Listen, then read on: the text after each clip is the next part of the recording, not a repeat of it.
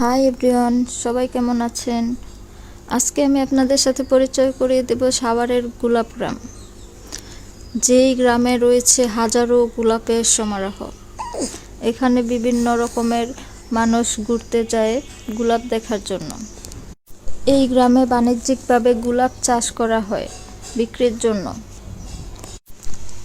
But এখানে গোলাপের যে দাম, একটি গোলাপ কিনতে গেলে আপনার 1 বিঘা জমি বিক্রি করতে হবে। এক ভাই কাটার ভয়কে জয় করে গোলাপ উঠাচ্ছে বিক্রির জন্য।